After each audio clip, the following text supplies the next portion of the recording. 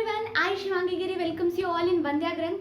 तो बच्चों, पिछले लेक्चर में मैंने आपको पूरा फ्रेंच रेवोल्यूशन अच्छे से क्लियर करा दिया था एंड आई होप सो कि अगर क्लास 9th में नहीं तो यार 10th में आके तो आपने पक्का अच्छे तरीके से पढ़ ही लिया होगा। अब फ्रेंच रेवोल्यूशन अब तो समझ में आ गया होगा, है ना, अकॉर्डिंग टू मी, क्योंकि मैंने हर एक चीज़ आपको बहुत अच्छे से समझाने की कोशिश की है। ठीक है, तो बेसिकली आज जो है वो है लेक्चर नंबर 2, है ना, लेक्चर नंबर 2 है आज। तो लेक्चर नंबर 2 में हम बेसिकली बात करने वाले हैं आपका टॉपिक, है ना। अब जो आपके क्लास 10th में जो टॉपिक है ना उसके बारे में अब हम बात करने वाले हैं बेसिकली, ठीक है, आज से। ठीक है, तो बेसिक चीज़ें तो कल थी आपकी, लेक्चर नंबर 1 था आपका पूरा बेसिक, लेक्चर नंबर 2 बेसिक नहीं है आपका। ठीक है, इसमें हम बिल्कुल अच्छे से प्यार से पूरा का पूरा जो टॉपिक है ना पढ़ लेंगे। ठीक है, तो पहला जो है आपका एक जो आज की क्लास में हम पढ़ेंगे, आज का एजेंडा, आज का एम, है ना, एम बनाना बहुत जरूरी होता है। तो एम जो है आज का एम क्या है? आज का एम है बेसिकली उटोपियन विजन, जिसके बारे में मैंने आपको कल तो शायद मेंशन नहीं कराया था, पर मैं आज मैंने सोचा था बताने का, बट एक्चुअली मेरे दिमाग से वो निकल गया था, तो मैं आपको नहीं बता पाई थी। तो उटोपियन विजन एंड सेकेंडली जो आपका सेकेंड बच्चे टॉपिक है ना, French revolution and the idea of nation, ये होने वाला है आज, French revolution and the idea of nation. ठीक है, आधा, एंड फिर नेक्स्ट लेक्चर में आधा। ठीक है, तो आज का एम, आज का एजेंडा आपको क्लियर होगा। होपफुल हूं मैं कि आपको आज का एम, आज का एजेंडा क्लियर होगा बिल्कुल। ठीक है, चमक गया होगा अच्छे से। तो बच्चे कहाँ तक हम निकल पड़ा था? कल हमने बेसिकली फ्रेंच रेवोल्यूशन पूरे अच्छे ढंग से एक चीज अच्छे से पढ़ा था। ठीक है, आज उटोपियन विजन सबसे पहला है आपका, जहां से एक्चुअली आपकी चैप्टर स्टार्ट होती है।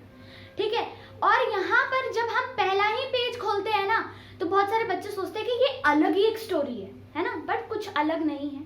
ठीक है, ये जनरली नहीं, ये एक बेसिकली एक हम कह सकते हैं कि एक उस समय के रेवोल्यूशनरिस्ट फ्रेडरिक सोरू का एक उटोपियन विजन। बच्चे, उटोपियन विजन का क्या मतलब होता है? उटोपियन विजन का मतलब होता है बेसिकली इमेजिनरी विजन, कि अगर मैं सोचूं कि मैं हवा में उड़ने लग जाऊं तो क्या ये हो सकता है? नहीं हो सकता ना। हवा में उड़ने के लिए क्या चाहिए? पंख चाहिए।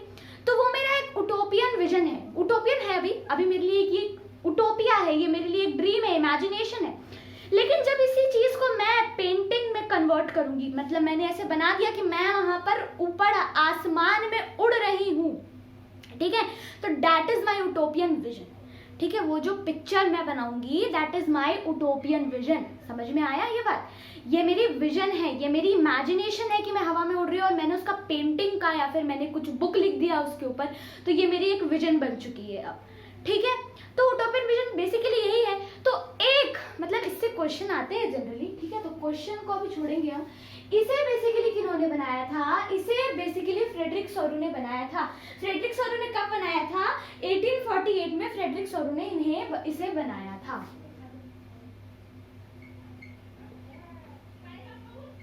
ठीक है, फ्रेडरिक सोरू ने कब बनाया था? 1848 में बनाया था। और बेसिकली ना ये जो उटोपियन विजन है, इसका असलियत में जो नाम है ना वो है the pact between the nation, the pact between the nation. ठीक है, इसे क्या कहते थे? ये pact between the nation.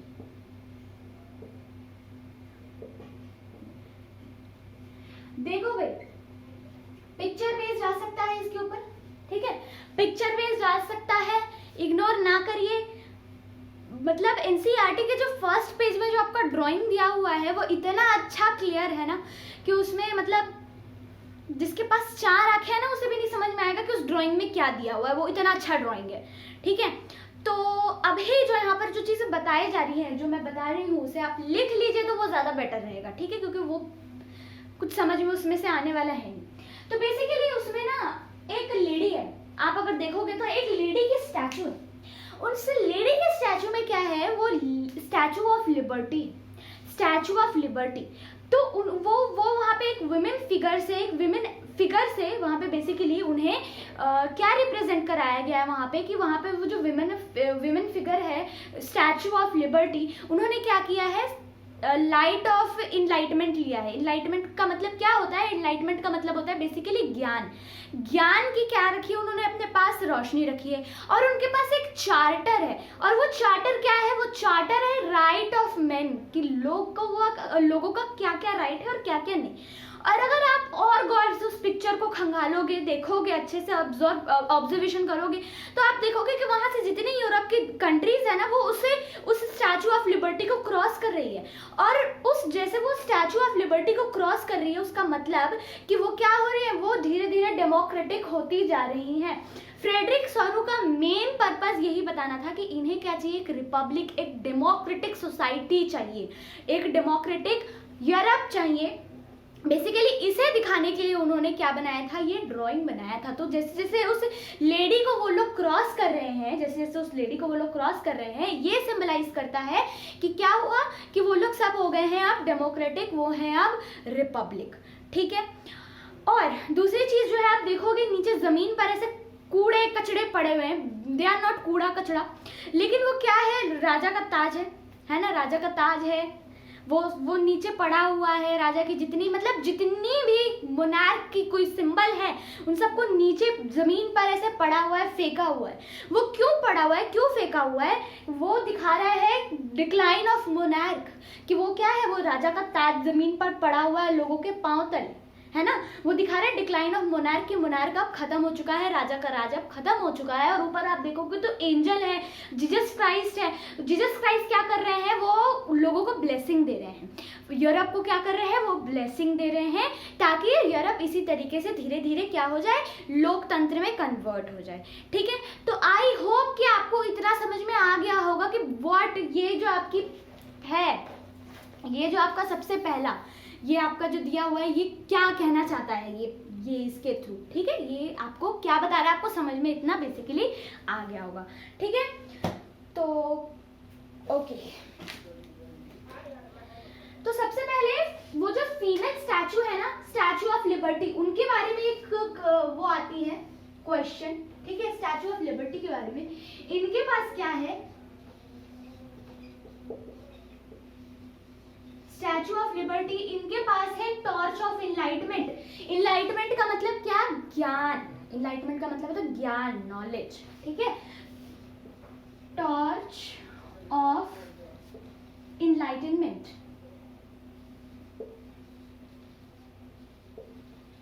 Enlightenment का मतलब क्या होता है? बेसिकली होता है ज्ञान।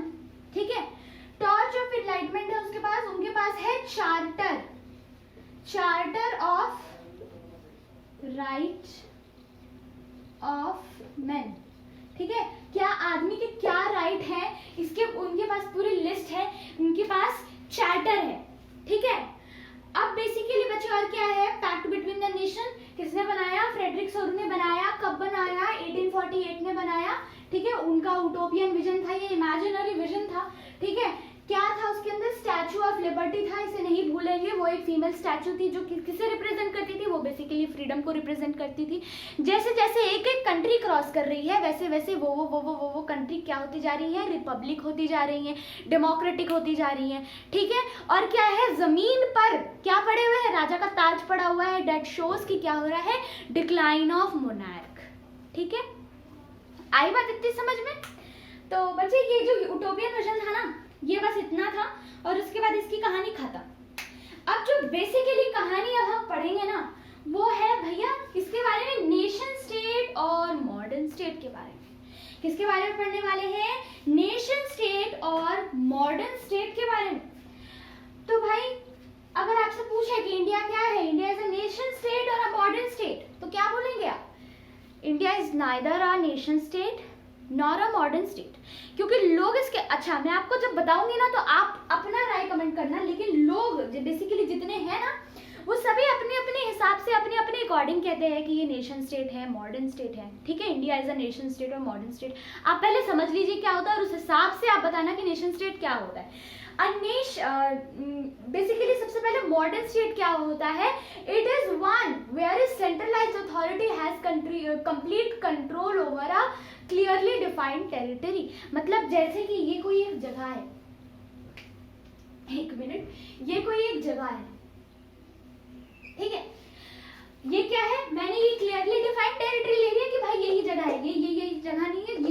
यही जगह है, ठीक है। It is a clearly defined territory. तो क्या होगा, कोई एक यहाँ का कोई एक राजा है, मान लिया कि ये कोई राजा है यहाँ का, और यही राजा है, इस पूरे टेरिटरी का यही राजा है बस, और इसका जो है वो ना कंप्लीट कंट्रोल रहेगा इसके ऊपर, बस और कुछ नहीं, और कुछ नहीं, बस ये जो है ये एक टेरिटरी है, ये उसका एक राजा है और इसका इसके ऊपर पूरा का पूरा अधिकार है, पूरा का पूरा वो पूरा रूल करेगा। और ये बेसिकली क्या है, ये बेसिकली है मॉडर्न स्टेट। आप अपनी एनसीईआरटी उठाना, एनसीईआरटी की जो नेक्स्ट पेज है ना आपका जो दिया हुआ है पैक्ट बिटवीन द नेशन, उसके नेक्स्ट पेज में देखना आपको डेफिनेशन वहां पर अवेलेबल होगी मॉडर्न स्टेट और nation state.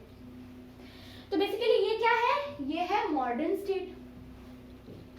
What is nation state? तो a nation state is one in which majority of its citizen, not only its ruler, come to develop a sense of common identity through shared culture, language और decent culture। मतलब क्या है कि एक modern state में, एक nation state में basically बच्चे क्या होता है कि उसके जो मेजॉरिटी है, सिटीजन की जो मेजॉरिटी है और उनका जो रूलर है, वो दोनों मिलकर क्या है, एक सेंस ऑफ कलेक्टिव आइडेंटिटी, मतलब उनका लैंग्वेज, उनका कल्चर है ना, दोनों क्या होगा, एक होगा, सेम होगा, मिलता जुलता होगा, ठीक है। वो क्या करने आएंगे, वो कॉमन बिलोंगिंग, मतलब कलेक्टिव। आप ना एक टॉपिक पढ़ोगे, कौन सा, collective belonging, sense of collective belonging, उसमें आपको पता चलेगा, ठीक है, कि क्या है ये सेंस ऑफ कलेक्टिव बिलोंगिंग, कि हम सभी एक ही जगह से आते हैं। तो एक ही जगह से आते हैं, ये कैसे पता चलेगा, है ना। आप सभी, मान लो कि आप सभी हरियाणा से बिलोंग करते हो, तो आपको कैसे पता है कि आप हरियाणा से बिलोंग करते हो? ये जो अगला आदमी है वो हरियाणा से आया है, आपको कैसे पता है? लैंग्वेज से पता है, कल्चर से पता है, और होपफुली आपकी भी वही कल्चर है, तभी तो आपको पता है कि मतलब अगला इंसान मेरे कल्चर से बिलोंग करता है। तो यहाँ पे कहने का मतलब है सेंस ऑफ कलेक्टिव बिलोंगिंग की, मतलब जो लोग हैं ना उनमें कुछ कलेक्टिव बिलोंगिंग है, ठीक है, एक सेम बिलोंगिंग है उसे। तो रूलर और सिटीजन के बीच में क्या है, कलेक्टिव बिलोंगिंग है, एक कॉमन आइडेंटिटी है, चाहे वो कल्चर और लैंग्वेज हो, कुछ भी। अब आप बताओ कि आपको क्या लगता है कि इंडिया मॉडर्न स्टेट है या नेशनल स्टेट है? क्या इंडिया में ऐसा है कि मतलब एक जो है रूलर, मतलब लोग जो हैं वो कुछ बोल रहे है ना, रूलर कुछ बोल रहा, मतलब कोई कॉमन आइडेंटिटी नहीं है हमारे बीच में? आपको ऐसा लगता है कि कॉमन आइडेंटिटी है? तो बहुत सारे लोग कहते हैं कि नहीं भाई, सबकी कॉमन आइडेंटिटी नहीं है। हमारे यहाँ पे बहुत सारी कल्चर है, हमारे यहाँ पे शेड्यूल्ड लैंग्वेजेस है कॉन्स्टिट्यूशन में, तो हम तो नेशन स्टेट तो हो नहीं, मॉडर्न स्टेट तो हम हो नहीं सकते। अब अगर हम बात करें नेशन स्टेट के, तो ऐसा भी नहीं है कि हमारा बिल्कुल ही कल्चर क्या है, एक ही एक है ना। हम अगर कहीं दूसरे जगह से भी बिलोंग करते हैं तो हमारे मतलब एक कल्चर तो सबका सेम है, डिफरेंट है। तो मतलब इस तरीके से कई सारी चीज़ें हैं। तो लोग कहते हैं कि मॉडर्न स्टेट है, कुछ लोग कहते हैं नेशन स्टेट है, जो मानना है मानो। इसके बारे में कुछ भी मेंशन नहीं है कि इंडिया एक मॉडर्न स्टेट है या नेशन स्टेट है, ठीक है। आइए, आपका पहला टॉपिक खत्म हो गया यूटोपियन विजन का, ठीक है, ये फिनिश हो चुका है आपका। अब जो आपका है वो है French revolution and the idea of nation, ठीक है। इसके बारे में आपको अब बताना है। तो मैंने जैसा कि आपको एक पहले लेक्चर में बताया था कि फ्रेंच रेवोल्यूशन के बारे में क्या बोला गया है। फ्रेंच रेवोल्यूशन के बारे में ये बोला गया है क्लास 10th में कि जो यूरोप की सिचुएशन थी, फ्रांस की जो सिचुएशन थी, वो फुल फ्लेज थी। एक लाइन में बोल के निकल गया, फुल फ्लेज थी। अगर आपने पढ़ा होगा तो आपको पता होगा कि ये फुल फ्लेज का मतलब यहाँ पर क्या बोलना चाह रहा है, और आपने अगर फ्रेंच रेवोल्यूशन नहीं पढ़ा होगा तो आपको नहीं समझ में आएगा। कल मैंने आपको बताया था, तो जिस बच्चे ने पढ़ा है उसे पता होगा कि ये फुल फ्लेज क्या मतलब है। मेरे फुल फ्लेज कहने का, फुल फ्लेज का मतलब है डेवलप्ड। फुल फ्लेज का क्या मतलब है? फुल फ्लेज का मतलब है डेवलप। कि फ्रांस उस समय तक क्या हो गया था, फुल फ्लेज क्या कहते हैं उसे, एक टेरिटोरियल स्टेट बन चुका था। कब तक? 1789 तक, ठीक है। 1789 तक एक फुल फ्लेज टेरिटोरियल स्टेट बन चुका था। कौन? फ्रांस बन चुका था under the rule of absolute monarch. अब बच्चे एक बात बताना, आपने कई बार सुना होगा राइट आंसर देने पर टीचर आपको बोलेगी और एब्सोल्युटली राइट, आप बिल्कुल सही हो। तो आपको क्या लगता है एब्सोल्यूट मोनार्क का मतलब क्या होता होगा?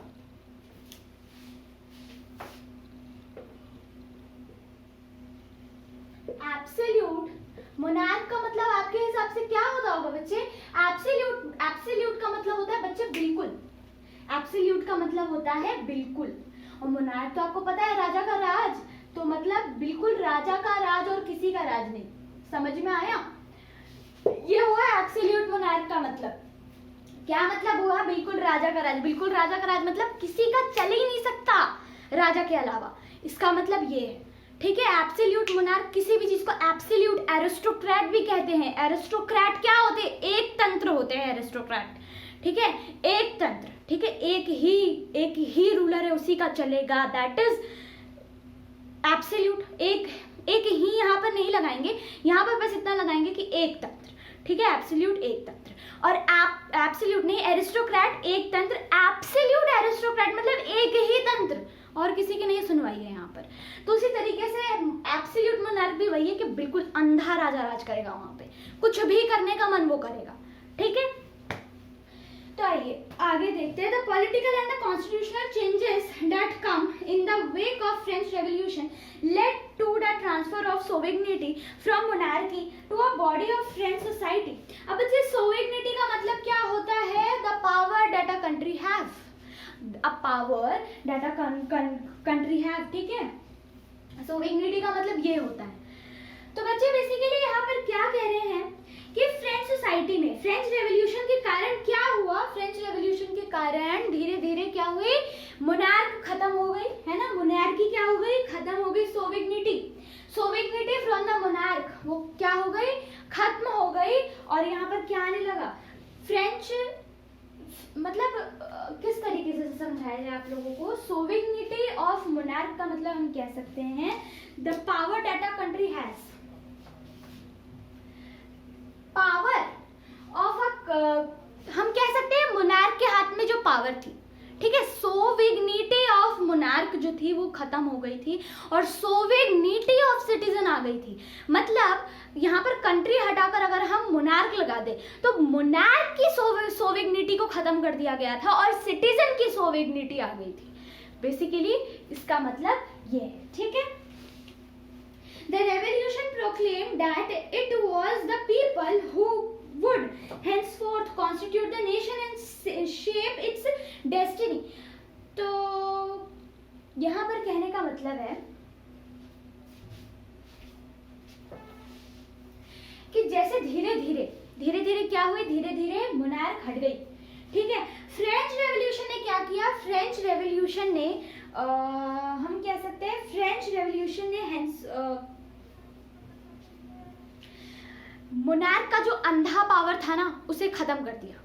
सिंपल भाषा में उसका अंधा पावर क्या करा? खत्म कर दिया।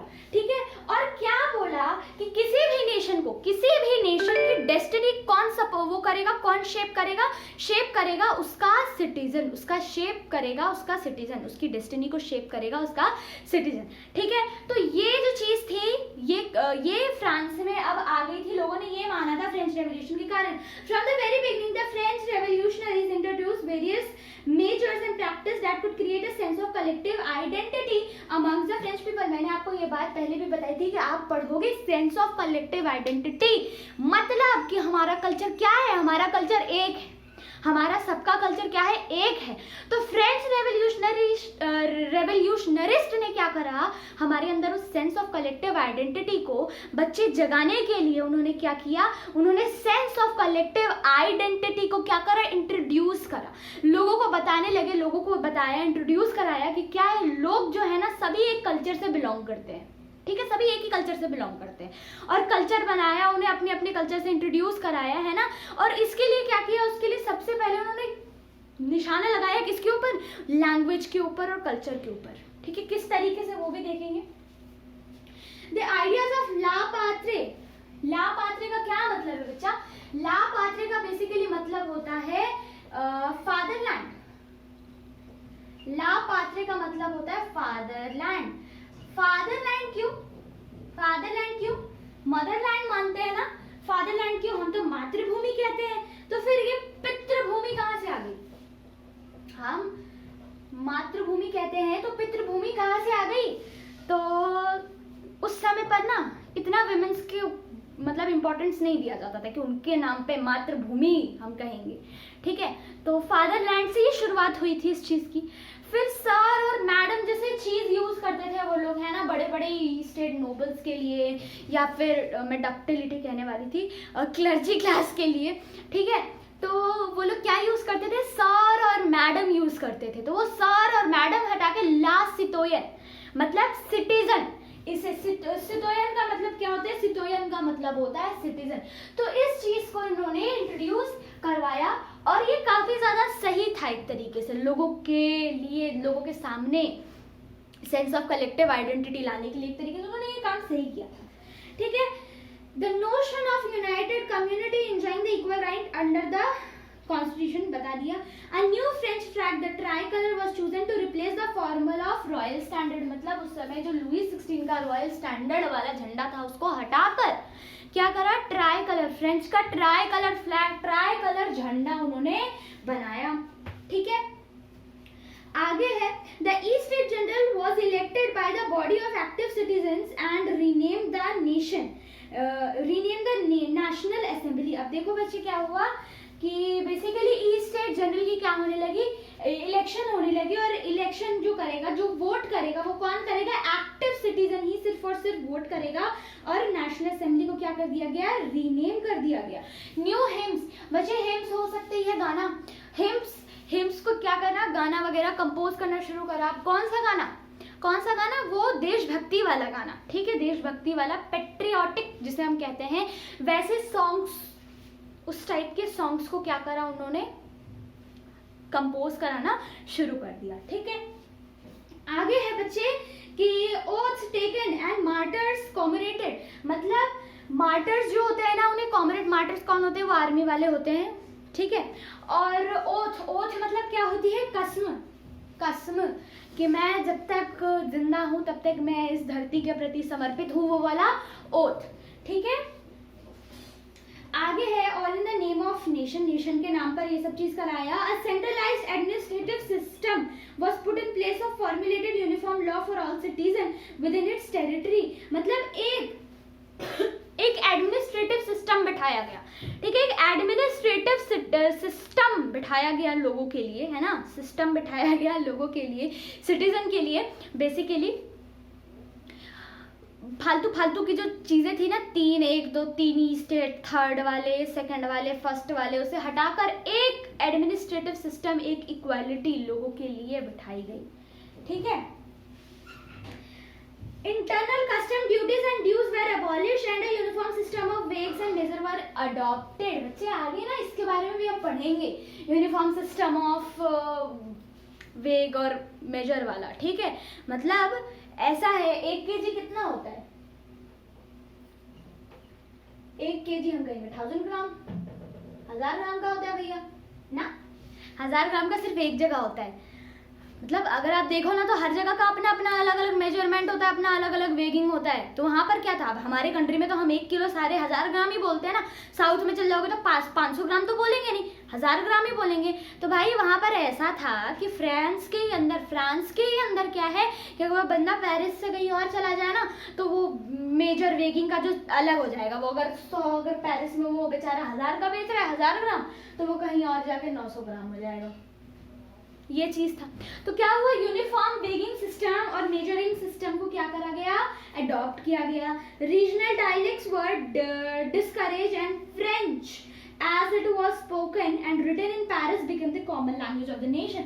अब यहाँ पर क्या हुआ, लोगों ने डायलेक्ट्स, रीजनल डायलेक्ट मतलब क्या, लोकल लैंग्वेज, लोकल भाषा, जैसे कि हमने कुछ भाषाओं को अपने शेड्यूल लैंग्वेज बनाया कॉन्स्टिट्यूशन में, उन्होंने ऐसा नहीं किया, उन्होंने बस फ्रेंच जो लैंग्वेज है ना उसे ही अपना एक मात्र लैंग्वेज मांगा, ठीक है, माना, ठीक है। The revolutionaries further declared that it was a mission and the destiny of the France nation to liberate the people of Europe from despotism, in other words to help other people of Europe to become nation। तो revolutionary जो थे आगे जाके क्या कह रहे थे कि ये मिशन जो है, इस मिशन की क्या डेस्टिनी थी, डेस्टिनी का मतलब होता है बच्चे लक्ष्य, ठीक है, लक्ष्य, एम।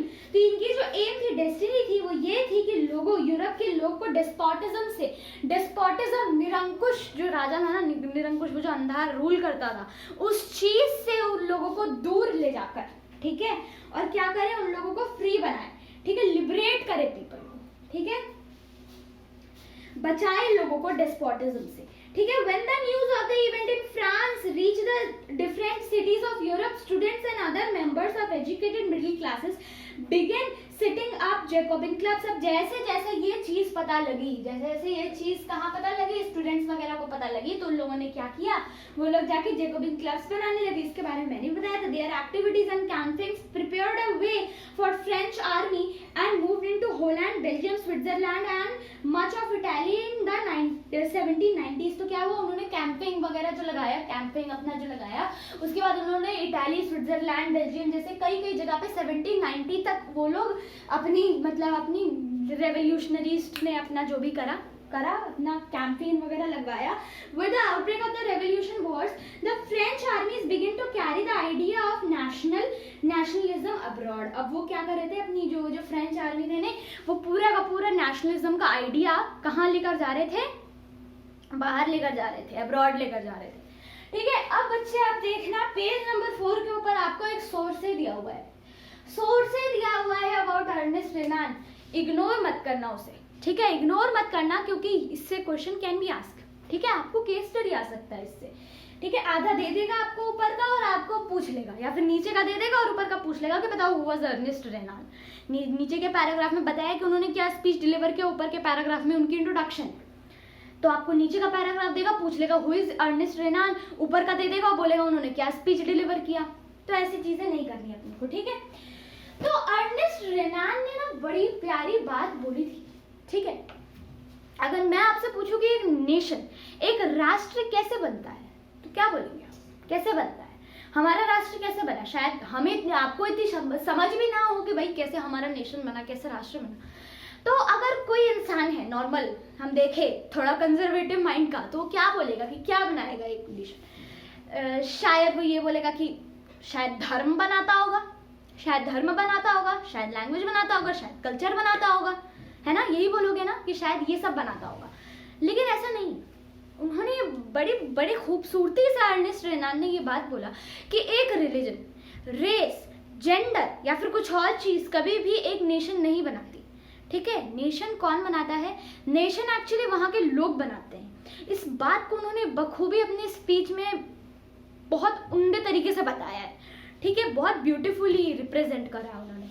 तो basically in the lecture delivered at the university of Sorbonne in 1882 the French philosopher Ernest Renan, कहाँ पर दिया गया था, यूनिवर्सिटी ऑफ सोरबोन, याद रखना 1992 में ये स्पीच डिलीवर की गई थी, सॉरी 1882 में ये स्पीच डिलीवर की गई थी, ठीक है। तो जो अर्नेस्ट रेनान है, उन्होंने अपनी अंडरस्टैंडिंग बनाई थी कि क्या नेशन कैसे बनता है, व्हाट मेक्स द नेशन, इसके बारे में इन्होंने क्या दिया था, एक बहुत अच्छा इंट्रोडक्शन दिया था बेसिकली, ठीक है।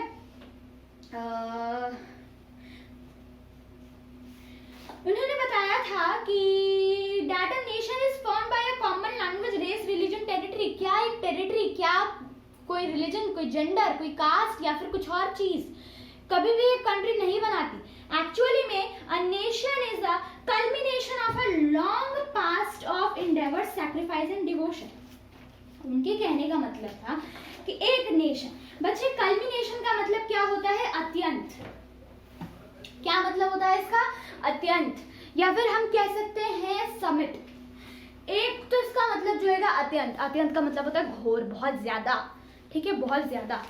और समिट का क्या मतलब होता है, कहीं भी किसी भी जगह में अगर मैं बोलूं कि यहाँ पर एक समिट है, मतलब यहाँ पर लोग मिलेंगे, काइंड ऑफ असेंबली, असेंबली का एक सिनोनियम है समिट, ठीक है। तो इनके कहने का क्या मतलब है कि नेशन है वो किस चीज को मिलाकर बनता है, किस चीज को मिलाकर बनता है, सब कल्मिनेशन, कल्मिनेशन यानी समिट। इस सेंटेंस के हिसाब से कल्मिनेशन का क्या मतलब हुआ, इसका मतलब हुआ, लिख लेना कहीं,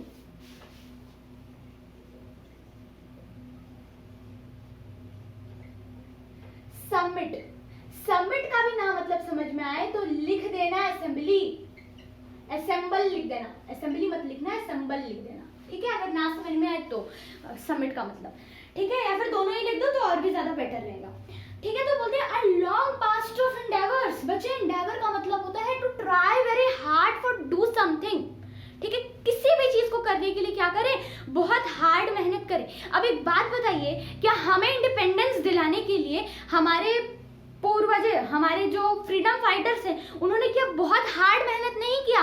तो किस चीज को पाने के लिए उन्होंने हार्ड मेहनत किया? उन्होंने इंडिपेंडेंस पाने के लिए हार्ड मेहनत किया ना बच्चे? तो the culmination of a long past endeavours, sacrifice and devotion, endeavours, ठीक है, एंडेवर्स, सैक्रिफाइस, बलिदान। डिवोशन का क्या मतलब हुआ बच्चे? डिवोशन का मतलब होता है ग्रेट लव फॉर समबडी, मतलब अपने देश के प्रति प्रेम। यहाँ पर बताया गया कि अपने देश के प्रति अपना डिवोशन रखने के लिए, सैक्रिफाइस करने के लिए, ठीक है। और एंडेवर क्या है? अपने आप को कितना भी हार्ड सिचुएशन में डाल सकते हैं हम, अपने देश को बिल्कुल अच्छा रखने के लिए हम सैक्रिफाइस कर सकते हैं। तो इन सब चीज का कल्मिनेशन, इन सब चीज का सबमिट है। किन किन चीज का? एंडेवर का सबमिट है। Submit of Endeavour, sacrifice and devotion is what make the nation. अभी ये खत्म नहीं हुआ, आगे और है, ठीक है। A heroic past, great men, glory, that is a social capital upon which one basis of national idea. National idea किस पर बेस होता है बच्चे? heroic. बच्चे heroic का मतलब होता है courage. आपने सुना होगा ना heroism.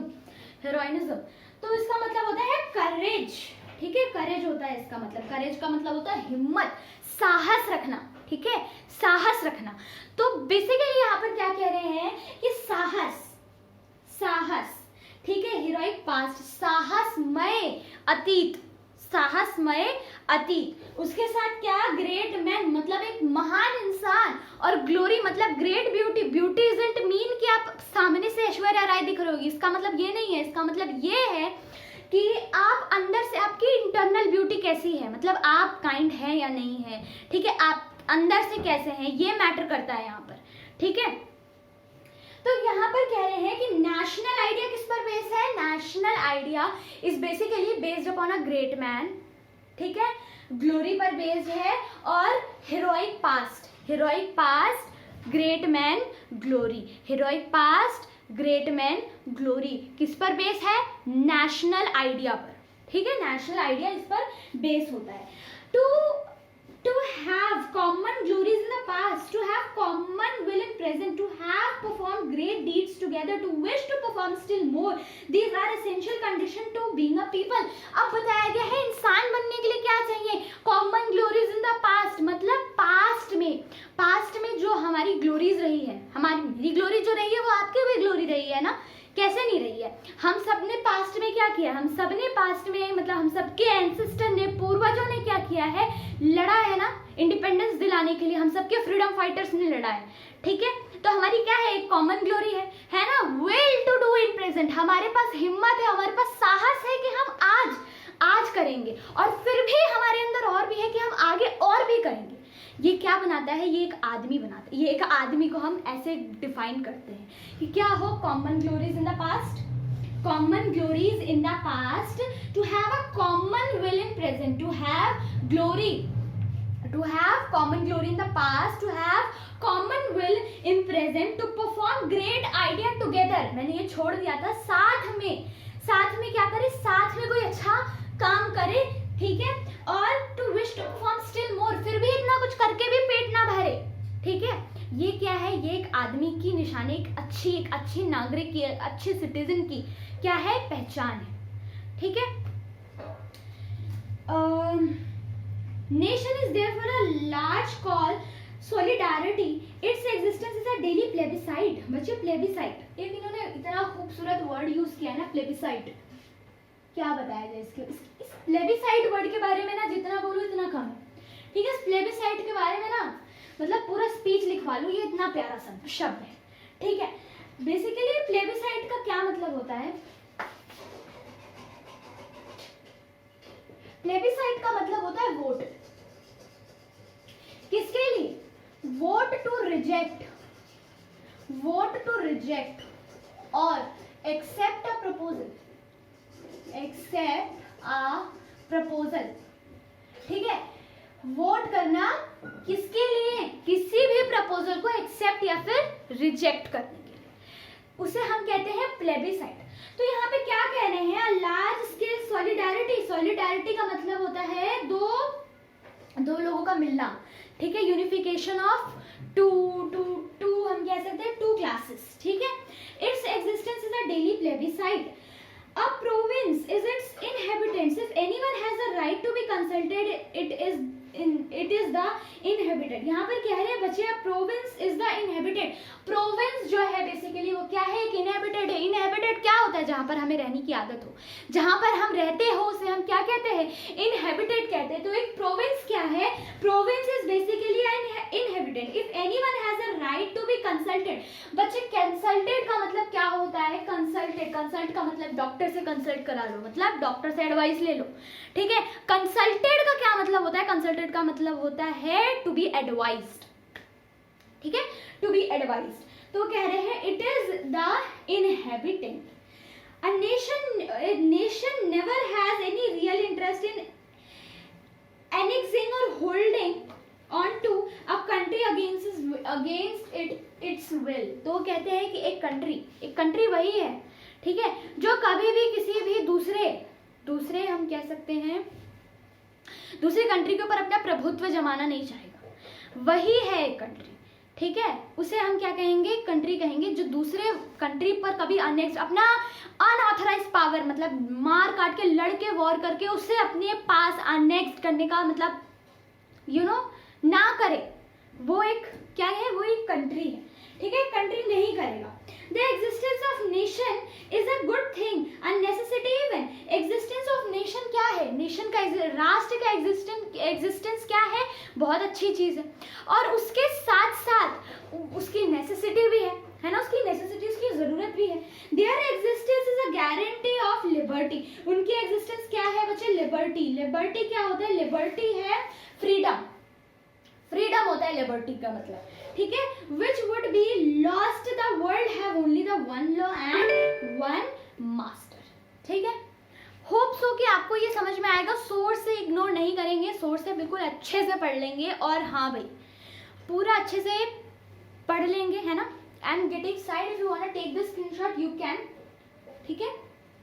बहुत अच्छे से बहुत प्यार से समझाया है, नहीं समझ में आएगा तो एक और बार बोल देना, ठीक है। Feel free to ask in the comment section, ठीक है। और नेक्स्ट लेक्चर में हम मिलेंगे ना, तो आगे की कंप्लीट करेंगे, ठीक है। आज के लिए इतना काफ़ी है, आज के लिए एक्चुअली ये मोर देन इनफ है, ठीक है। Thank you very much.